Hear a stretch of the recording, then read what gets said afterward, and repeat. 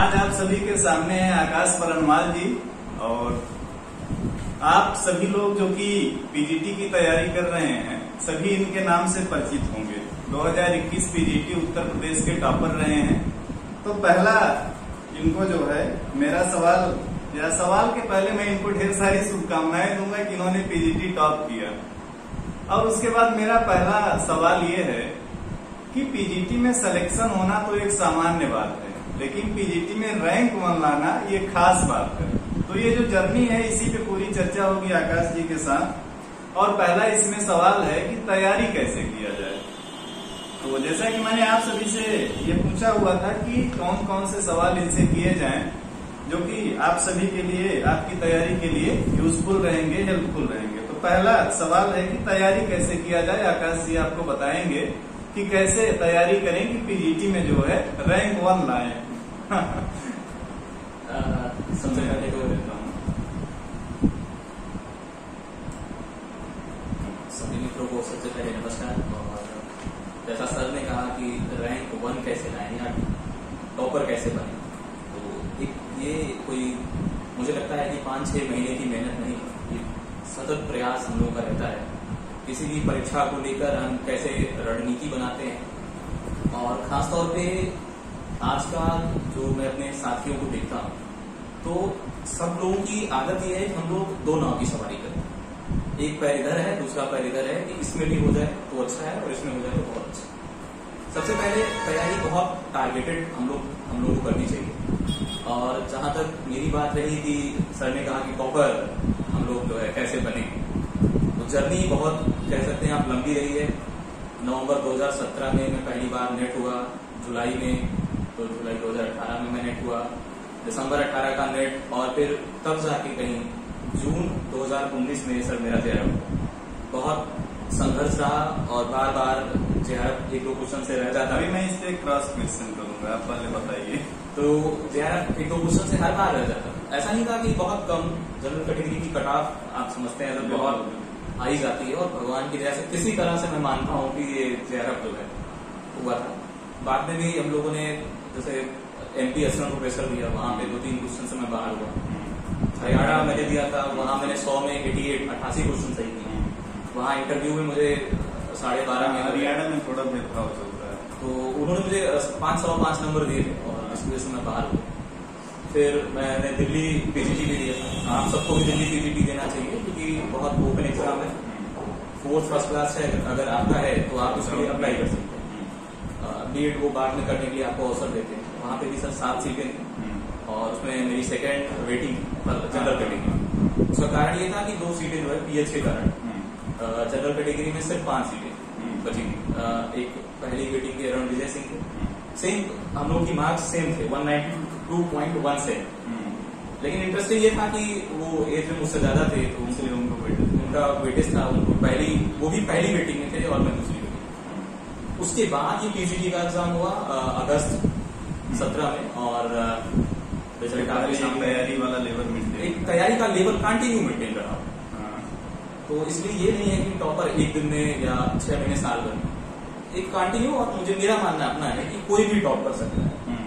शर्त यही है आपके सामने कि आप पूरा सिलेबस याद रखिए, सिलेबस के अकॉर्डिंग पढ़िए, अनर्थक चीजों को पढ़ने से बचिए।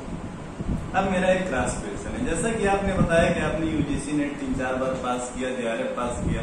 बहुत सारे ऐसे लोगों जो केवल पोस्ट ग्रेजुएट है, नेट नहीं पास है, जेआरएफ नहीं पास है, पीएचडी नहीं कर रहे हैं, क्या वो पीजीटी में सिलेक्शन नहीं ले पाएंगे? नहीं, बिल्कुल। मैंने आपसे इसीलिए कहा कि अगर सिलेबस को ध्यान में रखें आप पढ़ें।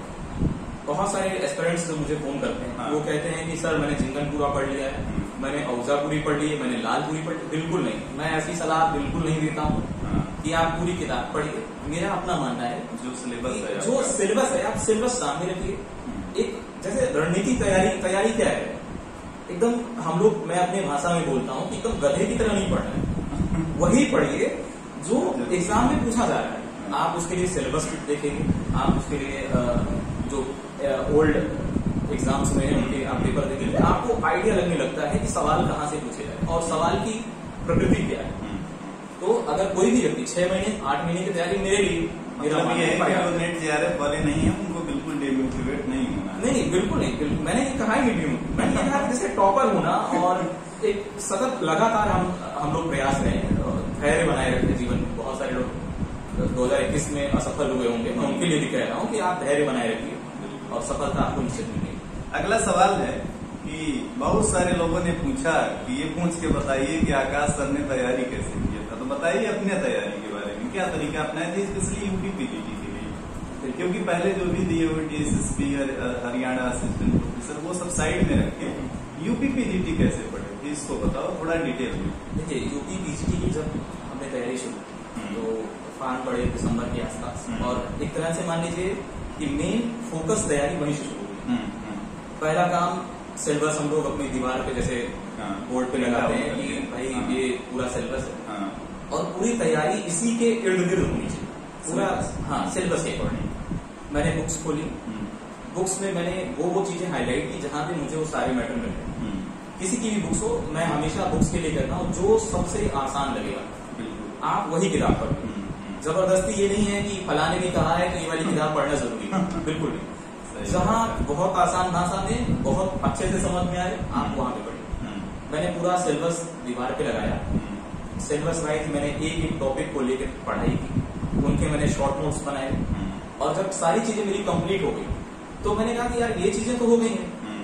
इंडियन इकोनॉमी के लिए मैंने SN लाल सर की किताब भारतीय अर्थव्यवस्था, क्योंकि थोड़ा सा बोझिल हो सकता है मेरा मानना है, लेकिन उनकी किताबों के सवाल जो है वो 50% सवाल अधिकतर आ ही जाते हैं, तो बहुत यूजफुल किताब है। मैंने उसको पूरा पढ़ा 2 बार। इस दौरान मैंने नेट की पीजीटी की असेंबली जितना ज्यादा से ज्यादा प्रैक्टिस हो सके आप प्रैक्टिस कीजिए। रणनीति यही रहती है कि सबसे पहले आप पूरा सिलेबस तैयार कीजिए, और उसके बाद सिलेबस के अकॉर्डिंग आपने जब पूरा नोट्स बना लिया है उसको रिवाइज कर लीजिए, फिर पेपर करिए, और जितना ज्यादा से ज्यादा प्रैक्टिस कर पाए उतना करना कीजिए।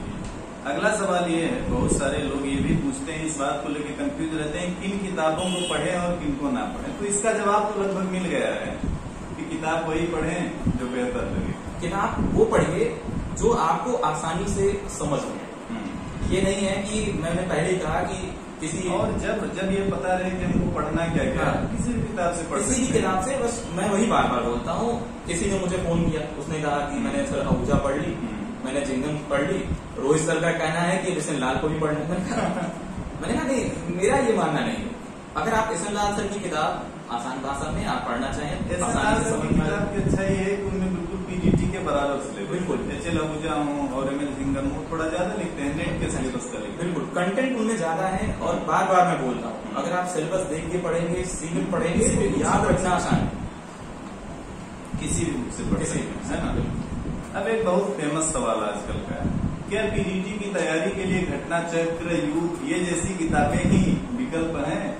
क्या इन पे सिर्फ निर्भर रह के पीजीटी पास किया जा सकता है? मैं ये कहूंगा, आप अपना अनुभव बताइए, आपने भी घटना चक्र युग देखा जरूर होगा, पढ़ा है या नहीं पता नहीं। नहीं, बिल्कुल मैंने घटना चक्र भी पढ़ी है, और मैंने यूथ कंपटीशन का भी दोनों का बताइए। मैंने उन दोनों को देखा है, पढ़ा भी है। मैं शुरुआत में फिर से बता दूं, आप सबसे पहला काम करेंगे पूरा सिलेबस सामने रखिए, उसके अकॉर्डिंग यूनिट वाइज सारे नोट्स बना लीजिए, नोट से पढ़ाई। अगर पहले से नोट्स हैं उनको इकट्ठा करके रख लें, बिल्कुल उनको, अगर आपके पास नोट्स है उनको इकट्ठा करके एक बार पढ़ लीजिए। मैं लोगों को यहाँ सलाह देता हूँ, जैसे आपने माइक्रो इकोनॉमिक्स है पूरा पढ़ लिया, आप देखेंगे यूथ की किताब हो कोई या फिर घटना चक्र, उसमें आप देखेंगे माइक्रो इकोनॉमिक्स का क्वेश्चन अलग दिया, टॉपिक वाइज है क्वेश्चन, आप उनके क्वेश्चन सॉल्व कीजिए। एक चीज हमेशा जो याद रखने लायक है वो ये है कि जब भी आप क्वेश्चन करिए तो आप अपने कॉन्सेप्ट से मत करिए। अगर आपको लग रहा है कि घटना चक्र में, यूथ कंपटीशन में अगर कोई सवाल आपको नहीं समझ में आ रहा है और लग रहा है थोड़ा सा भी मन में डाउट, ये गलत हो सकता है, तो आप अपने कॉन्सेप्ट पे जाइए और बुक्स पलटिए, न कि घटना चक्र पर आंख बंद करके विश्वास कीजिए। यूथ की बुक काफी फेमस है इस बात के लिए कि इसमें गलतियां बहुत, क्या ये सच है? अब देखिए, यूथ ही नहीं, मुझे लगता है जितनी भी किताबें इस समय मार्केट में आप जितनी भी किताबें सर पाएंगे, सब में बहुतायत में गलतियां हैं। घटना चक्र को बहुत लोग रिलायबल मानते हैं, बहुत अच्छी किताब है।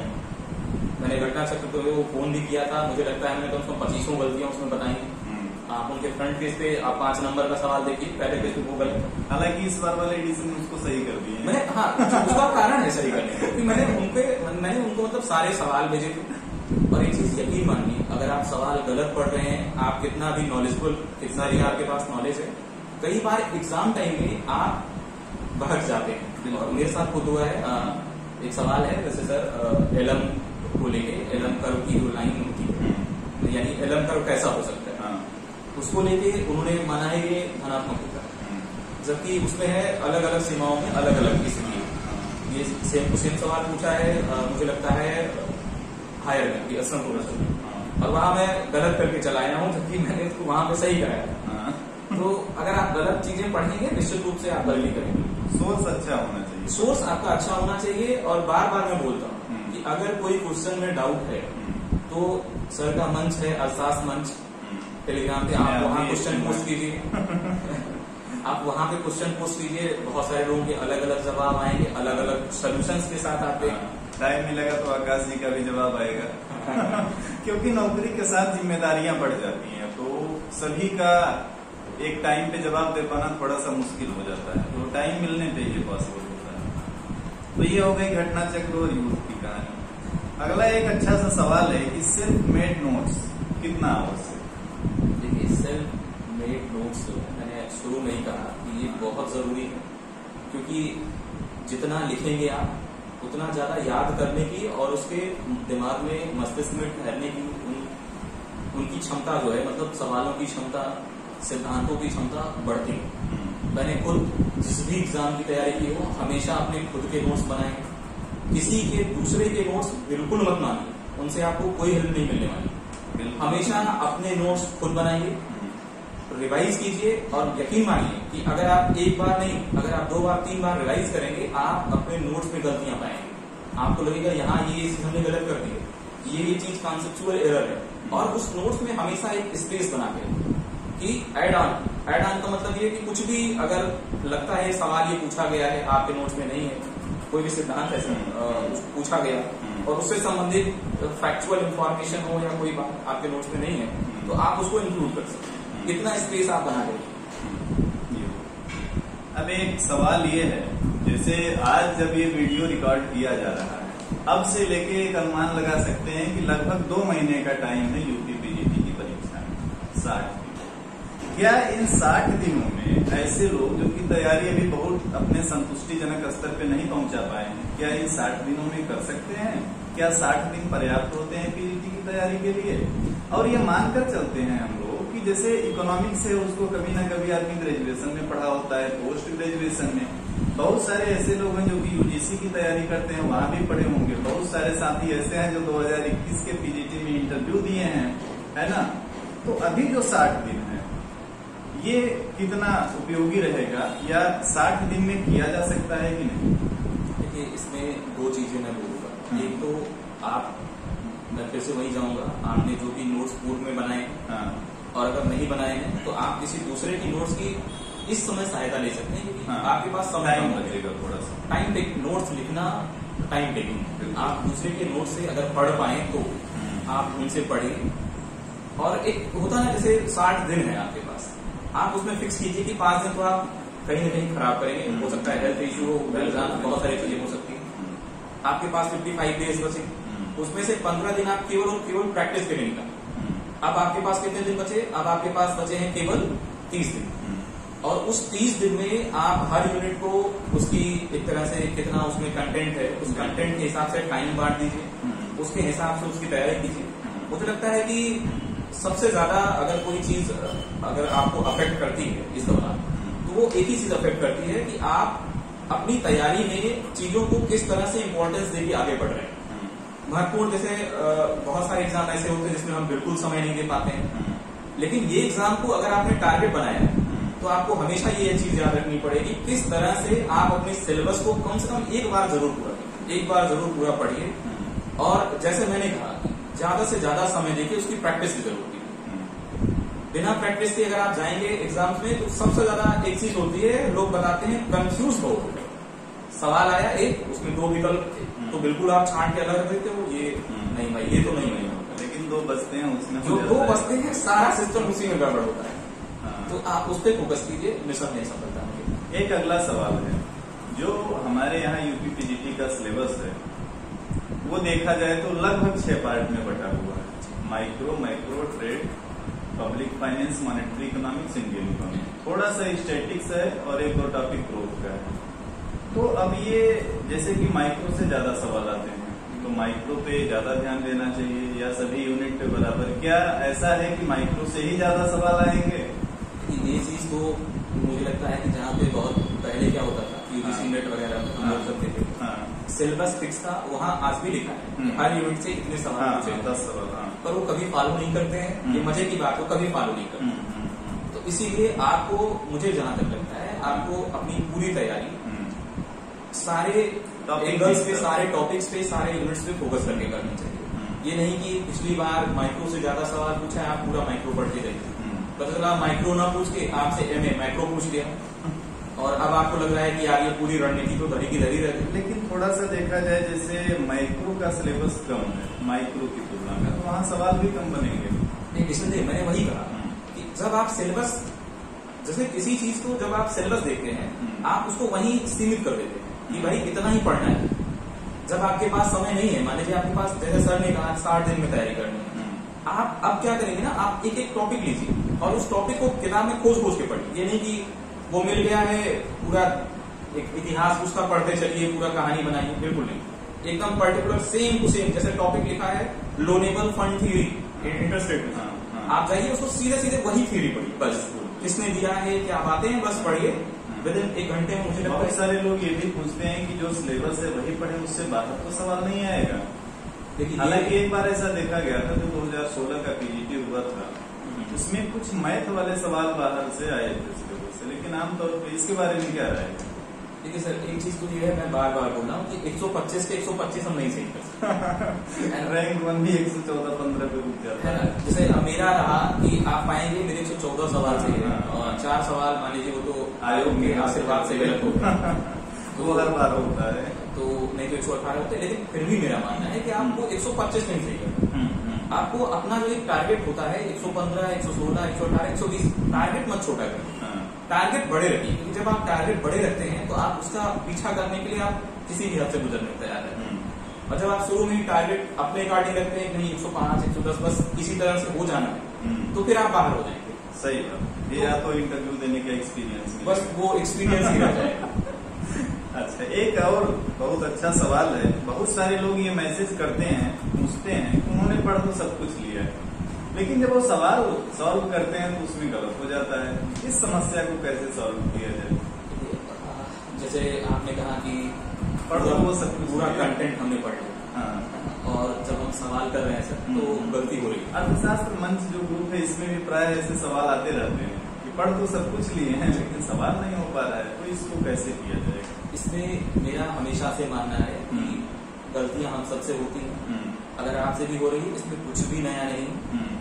ज्यादा से ज्यादा और प्रैक्टिस शुरू कीजिए, क्योंकि प्रैक्टिस आपको परफेक्शन की तरफ ले जाएगा।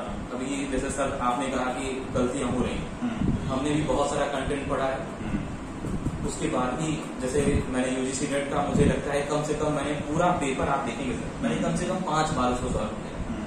बावजूद उसके आज भी आप हमारे सामने पेपर लाइए, मैं 100 आउट ऑफ 100 नहीं कर सकता, एक्यूरेसी नहीं आती। जब हम लोगों ने शुरू किया था 100 में, मैं जानता हूँ जब ऐसे अगर 100 क्वेश्चंस हैं तो पहले हम लोग 71-72 किया करते थे 17, फिर उससे थोड़ा बड़ा 80 पहुंचे, 85 पहुंचे, 92, 93, 97, और कभी कभी उन्हीं जिसमें हमने 97 किया उसी में फिर से करके 80-85 पे आ रहा है। क्योंकि कई बार कुछ कॉन्सेप्चुअल एरर्स होते हैं, कई बार आप जैसे एक सवाल दिया है, उसमें 2 ऑप्शंस हैं, आप उस ऑप्शंस में गलती कर रहे हैं, कंफ्यूज हो जा रहे हैं। ये चीजें आम है, इसको लेकर बिल्कुल नहीं घबराना है। आपको ज्यादा से ज्यादा, मेरा मानना है सर, कि ज्यादा से ज्यादा प्रैक्टिस कीजिए, जहां से पाइए वहां से प्रैक्टिस कीजिए। शर्त यही है कि अगर कहीं पे कॉन्सेप्चुअल एरर आ रहा है तो आंख बंद करके पढ़ो। आंख बंद करके मत मानिए कि यूप वाले ने सही किया है, घटनाचक्र ने सही किया है, किसी टेस्ट सीरीज ने सही किया। हम लोगों ने सर, मैंने तो कहा कि हमने एजीपी पे थोड़ा बहुत हम लोगों ने काम किया, उसमें भी अभी हम लोग पाते हैं कुछ 2-4-6 एरर रहते हैं, लोग बताते हैं, मेरा मानना है कि आप ज्यादा से ज्यादा प्रैक्टिस कीजिए, ये समस्याएं जो है निस्तारित होंगी। अगला सवाल ये है, टेस्ट सीरीज कितना महत्वपूर्ण? आपने अपनी तैयारी के दौरान कितनी टेस्ट सीरीज ज्वाइन किया था? हर टेस्ट सीरीज में आपका स्कोर क्या रहता था? ये जो आपने सवाल किया सर कि टेस्ट सीरीज हमने ज्वाइन किया, आपकी भी टेस्ट सीरीज मुझे लगता है तो टॉप करते थे। प्रिपरेशन में जो है सर बहुत अच्छा टेस्ट बनाते थे, अच्छे अच्छे क्वेश्चंस रखते थे। कभी कभी हम लोग एक दो एरर्स, अगर ह्यूमन एरर्स या कोई एरर्स रहता हम लोग बात भी करते थे। लेकिन मेरा अपना मानना रहा है कि जैसे मैंने और भी कोचिंग की टेस्ट सीरीज की है और मुझे नाम लेने में कोई हिचक नहीं होती इसमें। हमने एसपी सिंह की यहाँ पे टेस्ट सीरीज की, एसपी सिंह इलाहाबाद की कोचिंग, जिसमें वो ऑफलाइन में अच्छे माने जाते हैं, पर मेरा ऐसा बिल्कुल मानना है। उन्होंने, मुझे लगता है जब मेरी फर्स्ट रैंक लगी, उन्होंने मेरे नाम वगैरह को भी उन्होंने इस्तेमाल किया, उसकी मैंने कोई ना तो मैं अनुमति दी है और ना मैंने वहाँ कोचिंग की है। 2-4 बच्चों ने फोन किया, उन्होंने कहा भैया आप यहीं पे पढ़े हैं? मैंने कहा बिल्कुल नहीं मेरे भाई, कहीं नहीं पढ़े, मैं कहीं नहीं पढ़ा हूँ, मैंने कहीं कोचिंग नहीं की है। हाँ, मैंने टेस्ट सीरीज उनके यहाँ पे ज्वाइन की थी और मुझे लगा वो टेस्ट सीरीज मेरे जीवन की सबसे वाहियात टेस्ट सीरीज।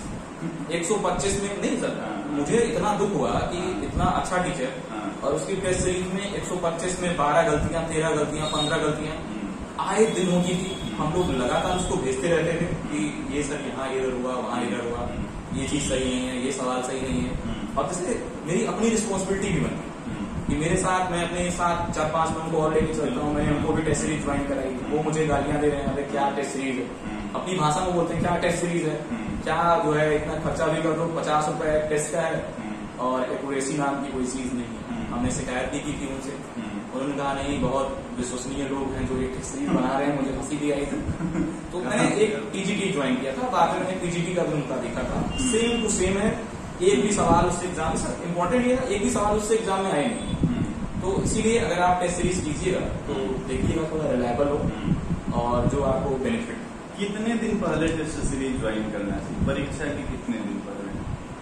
मुझे तो लगता है कि जैसे अगर आपका सिलेबस पूरा हो गया, पूरा सिलेबस आपने नोट्स बना लिया, आप तैयार कर लिए, आप इस समय आप टेस्ट अपने खुद को जो है टेस्ट कर रहे हैं अलग अलग किताबों से, अलग अलग पेपरों से, तो आप टेस्ट सीरीज ज्वाइन कर सकते हैं। और मुझे लगता है कि टेस्ट सीरीज एकदम एग्जाम के पहले तक मत करें, 5-7 दिन पहले ऐसा कीजिए कि वो टेस्ट सीरीज कम से कम ये रहे कि आमतौर पर सभी टेस्ट सीरीज में 10 टेस्ट रहता है, तो परीक्षा से लगभग 15-20 दिन पहले कोई ज्वाइन करता है तो एक बार टेस्ट देगा, फिर अपना गलतियां देखेगा, तो एटलीस्ट एग्जाम से 15-20 दिन पहले कर देना चाहिए, है ना? एग्जाम से 15-20 दिन पहले करें और एग्जाम के 4-5 दिन पहले तो बिल्कुल टेस्ट ना लें, क्योंकि कई बार ऐसा होता है कि डिमोटिवेशन के भी चांसेस है, आप उससे बचिए। तो ये ऐसे सवाल थे जो कि पूछने जरूरी थे आपसे। अब इनके साथ आप जो है कुछ मिनट में अपने माध्यम से बताइए शॉर्ट में कि अभी कैसे क्या करना है। ये तो वो सवाल थे जिसका जवाब आपने दिया, अब आप बताइए सभी को कि कैसे पढ़ें, 2-3 मिनट में, ज्यादा नहीं। जैसे मैंने शुरू में ही कहा कि आप सिलेबस अपने सामने रखिए, इम्पोर्टेंट है सिलेबस, 2 नाव की सवारी मत करिए कि एक पैर इस वाले में है, दूसरा उस वाले में, समस्या आपको होनी है उससे, क्योंकि हमेशा जो टारगेट होता है वो निश्चित होना चाहिए। आप स्वयं अनिश्चितता में गिरे हैं, जितने लोगों का सिलेक्शन सर नहीं होता, मैं अधिकांश को देखता हूँ वो अयोग्य नहीं है, सब कोई अयोग्य नहीं, रणनीतियों में कमी है, रणनीति में कमी है, वो तय नहीं कर पा रहे, वो अपनी प्राथमिकताएं नहीं तय कर पा रहे कि किसको महत्व देना। ऐसे एग्जाम जैसे यूपी पीजीटी का एग्जाम है, एकदम ओपन एग्जाम है पूरी तरह से, कोई आपसे एक तरह से कोई प्रोफेशनल डिग्री नहीं मांग रहा है, पीएचडी नहीं मांग रहा है, बीएड नहीं मांग रहा है, एमएड नहीं मांग रहा है, कुछ भी नहीं मांग रहा है, सीधे आप एमए पास किए और सीधे आपको एग्जाम में बैठ के सेलेक्ट होने का अवसर मिले। ऐसे में आप सिलेबस पूरा याद रखिए, उस सिलेबस के अकॉर्डिंग जितना ज्यादा से ज्यादा कंटेंट आपके पास है उनको पढ़िए, याद कीजिए, दोहराइए, साथ ही साथ प्रैक्टिस कीजिए। प्रैक्टिस आपको बहुत आगे ले जाएगी। कई बार ऐसा होता है कि प्रैक्टिस में ऐसे क्वेश्चन मिलते हैं कि उस एंगल से हमने सोचा ही नहीं है, बिल्कुल नहीं समझ में आ रहा है, किताबों से मजा नहीं आ रहा है प्रैक्टिस का, आप ऑफिशियल वेबसाइट पे जाइए, चाहे वो छत्तीसगढ़ की हो, राजस्थान की हो, यानी जो असिस्टेंट प्रोफेसर या पीजीटी के एग्जाम जो वहां पे भी होते हैं, दिल्ली आप बीएसएसबी के पेपर देख सकते हैं, आप यूपी के, एमपी के सारे पेपर्स अवेलेबल हैं ऑनलाइन, उन पेपर्स को डाउनलोड कीजिए, आंसर की डाउनलोड कीजिए, ऑफिशियल आंसर की डाउनलोड कीजिए और उनसे उस कंटेंट को सॉल्व कीजिए, निसंदेह मुझे लगता है सफलता। अभी मेरे माइंड में एक सवाल आया। अभी कुछ दिन पहले ऐसी तमाम यूनिवर्सिटी है जिसका पोस्ट ग्रेजुएशन का रिजल्ट आया, पीजीटी फॉर्म चल रहा था उसी टाइम, तो उन सभी ने अप्लाई किया पीजीटी। अब बीच बीच में ऐसे सवाल मुझसे पूछते रहते हैं वो स्टूडेंट जो कि अभी जस्ट पास आउट हुए हैं, वो पूछते हैं क्या वो सिलेक्शन ले पाएंगे कि नहीं। अभी जस्ट जैसे फ्रेशर इसी साल पोस्ट ग्रेजुएट हुए हैं, उनके सिलेक्शन की क्या संभावना है उनकी? मैं हमेशा बोलता हूँ उनके सिलेक्शन की सबसे ज्यादा संभावना है ना, क्योंकि वो सब कुछ उनका ताजा है मैटर, वो जो एमए का जो पूरा मैटर है उनके माइंड में वो ताजा है। मैंने वही कहा कि आप सिलेबस देखिए और उसी के अकॉर्डिंग पढ़ेंगे, कोई भटकाव नहीं चाहिए। बिल्कुल। और अगर आप, मुझे लगता है 3 महीने 4 महीने से आप पढ़ाई कर रहे होंगे और अब 2 महीने में आपने जो भी नोट्स बनाए, नहीं नोट्स बनाए हैं, किसी और के नोट्स से रिवाइज कीजिए। मैं तो बुक्स को भी बताता हूँ कि एक आर गुप्ता की गाइड आती है, वैसे मैं गाइड वगैरह से बहुत संतुष्ट नहीं रहता, लेकिन कम टाइम है तो, लेकिन अगर आपके पास टाइम कम है तो आप आर गुप्ता की गाइड से पढ़ाई कर सकते हैं। और उसमें भी आप कंटेंट पढ़ेंगे, सवाल बहुत वाहियात है वहां पे, सिर्फ और सिर्फ कंटेंट पढ़िए, नहीं सवाल से आप कंफ्यूज हो रहे हैं। तो हम क्यों ऐसे कंफ्यूजन क्रिएट, सिर्फ सवाल पढ़िए, सिर्फ कंटेंट पढ़िए।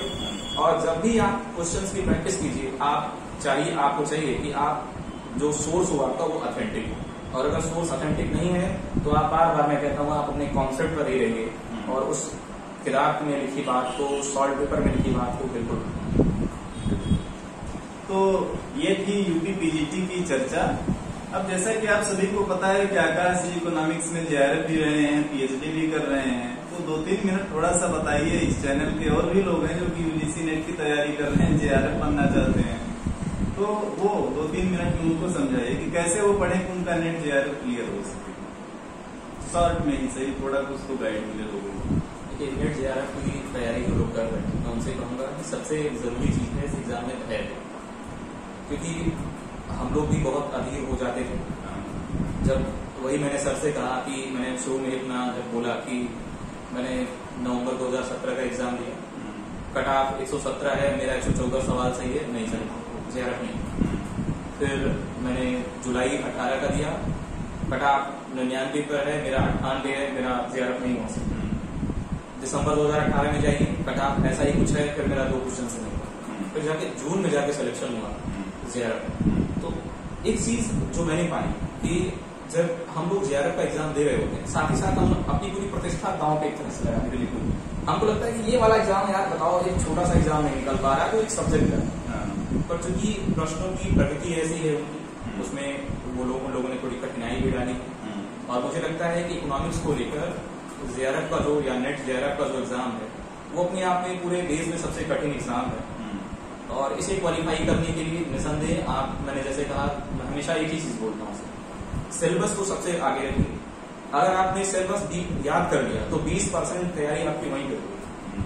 पूरा सिलेबस याद रखिए, हर यूनिट का, हर टॉपिक का अलग अलग नोट्स बनाइए, उन नोट्स को रिवाइज कीजिए। और हमेशा याद रखिए कि जब भी आप यूजीसी नेट की तैयारी कर रहे हो, उस दौरान जो भी पेपर्स आप सॉल्व करेंगे उस पर जरूर ध्यान दीजिए कि वो पूरा का पूरा सोर्स आपका ऑथेंटिक होने का मतलब, जैसे सर आपको मैं बताऊँ, यूथ की किताब सबसे पहले मार्केट में आती है, सबसे ज्यादा बिकती है।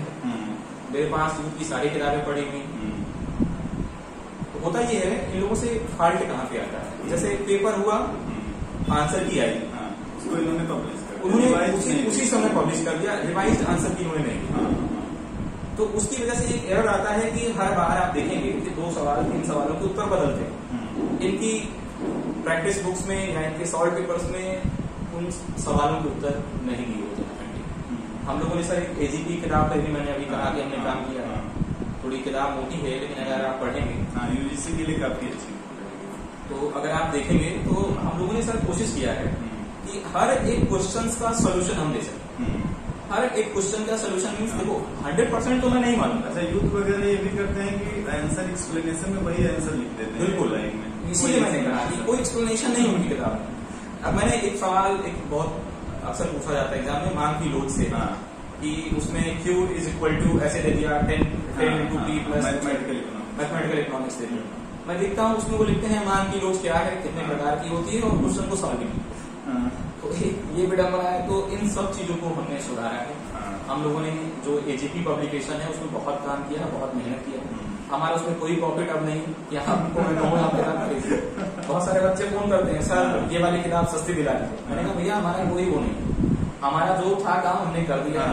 आप किताब खरीदेंगे आपको नॉलेज होगा। और निसंदेह मैं कहूंगा जो लोग अभी नए बच्चे जो तैयारी में आए हैं और अगर वो चाहते हैं कि वो नेट JRF करें, एक बार आप जरूर उस किताब को पढ़िए, उसके मैटर्स को पढ़िए, उसके बाद आप खुद कहेंगे कि और किताबों की तुलना में ये किताब ज्यादा बेहतर है। तो ये पूरी कहानी थी आज के इस सेशन की। बहुत अच्छा लगा और बहुत सबसे अच्छी बात यह है कि बहुत दिन से इस बात की डिमांड थी कि रैंक 1 को लेके आया जाए। तो आज ये काम पूरा हो गया है ना। अब देखिए ये आप सभी को जो भी सवाल थे आपके, उनके जवाब दिए गए हैं आकाश जी के द्वारा।